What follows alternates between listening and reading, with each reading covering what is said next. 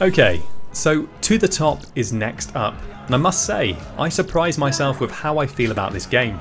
I was reviewing two games concurrently, this and Never Out, and when it came time to put pen to paper, or more accurately, keyboard to wordpad, and the underlying question of, is this a game I think people should buy came to mind, I was wrong about my first impression in both cases.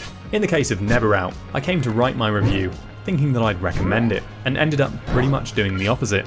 In the case of To the Top, I thought I was going to feel guilty being negative about a game that in all honesty looks like it was made for the right reasons.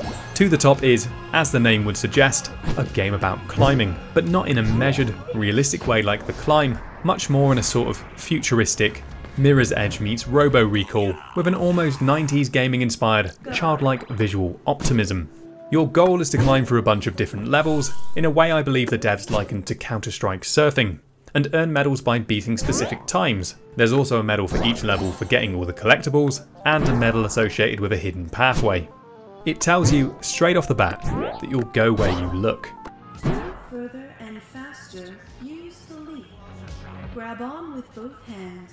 Look at where you want to go and release the triggers. This seems to be a recurring theme, but the way I want to play things isn't always the way they're intended to be played. Case in point, I spent actual hours swinging my hands. In some cases, smashing courses' fastest time requirement for free medals to pieces, but for other levels, I struggled like a motherfucker. For example, this one with stupid bastard electric things. The first time I played this level, which is a medium difficulty level, I could not finish it. That's because I'm an idiot and wasn't playing it right. Not long after, I made some realizations about how to get the game to work consistently, i.e. stop focusing on the timing of releasing the triggers to throw myself and start to just look where I wanted to go. After I made this adaptation, I started having a lot more fun, and doing a lot better. Who'd have thought that playing the game right would be more satisfying? It feels good. It's not quite the satisfaction of swinging your arms, but I'm sure the devs had their reasons. You just need to aim, grab at the right time, look, and release. At the very least, it makes the game more accessible. Rather than a game of swinging your powerful arms like a superhero baboon, it's more akin to the thrill you get when you're riding really fast on a bike. More of a whooshy whooshy than a Does that make sense? It makes the early levels a lot easier by comparison, but it doesn't take away from the difficulty or the skill required. This is a game of finesse, and there are leaderboards to encourage friendly competition, that I honestly think a fair few people will get a kick out of and keep coming back for more. The variety in the levels on offer is really exceptional. Some of these levels are massive. They're really big, with increasing numbers of moving parts that'll really start to tax you. It's easy to just focus on the blue and yellow blobs, but if you take a moment to look around on a given level, you'll probably be impressed by the world around you. There was one moment playing through this level where I took a second to look around, and I realised I was in some kid's bedroom. And it made me smile. Don't make it weird. Aside from the occasional awkward, jagged looking edge, visually, To the Top is a real treat for people who can appreciate a minimalist art style. I have to say that as the game progressed and the environments varied, I found myself genuinely keen to see what the next level had in store.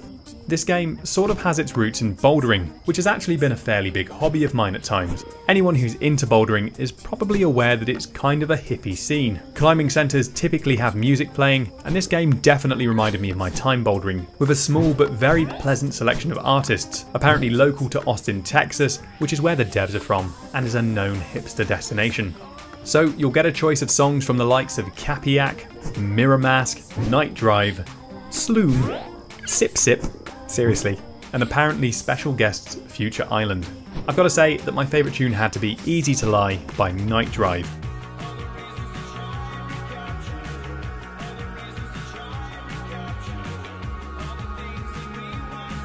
The actual audio quality of the tracks in the game was fantastic, so I definitely recommend cranking it up and enjoying it. Thankfully there's the option to turn off the music of course, so you can always play your own music, which is something I recommend you keep in mind because the music selection is fairly limited. If I had to guess, I'd say one song per artist, but I might be wrong. It's currently release day and there's no multiplayer to try yet. The devs have said that it's coming later, so I haven't got any comment there. I can see it being fun, but this isn't like Climby where you need teamwork, and you can't really generate any thrust one-handed, so I don't think there'll be any advanced gameplay there. Honestly, it doesn't need multiplayer, but if they can make it good, that's just an added bonus. You can customize your character, which as far as the single player game is concerned, does have an impact on your hands, which are always present. So I got some nice black gloves on, and occasionally you'll see your shadow, so you might notice changing your mask or body shape a bit. Honestly, it's just a blast. It did grow on me over time, and not just because I've learned to play it right. I can't honestly say this is my genre if I had to choose one. So the fact that it won me over makes me think that anyone who specifically wants a climbing game, something a bit less realistic and a bit more arcadey, could really have a good time here. And I think that surf fans would appreciate it too. There's 30 levels, which is a lot honestly, especially as they ramp up in complexity, so I definitely feel like they fully explored the mechanics. There's even 5 more to come in an update. Massive props to the devs for releasing it complete and adding free post-release content rather than making it early access. People might like early access, I think it's got its place, but it is massively overused. I think everything they've said on their store page is fair, it's just a good game with a lot of content. I absolutely recommend it for the asking price of $25 or £19 to anyone who thinks it looks promising. On a sale, I'd recommend it to almost anyone.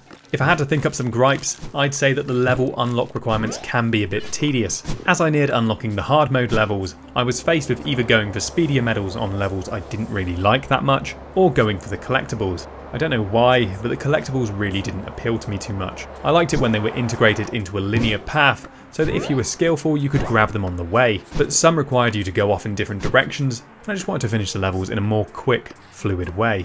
In fact, I loved the level I'm playing in the background right now. You'll see a few times where I stick my hand out and grab the collectible minerals on the go. This specific run had to be the most exciting time in VR I've had recently, and it's worth saying that you can realistically unlock all the levels just by getting the speedy medals. One final thing I want to say is that To The Top is absolutely one of the most complete VR games available at the moment.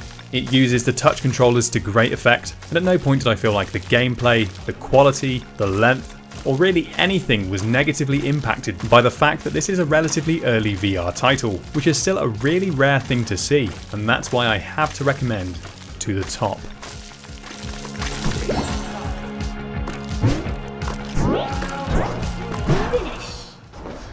Thank you for watching. Leave me a like if you like this review. If you comment, that's always nice, and I hope to see you next time.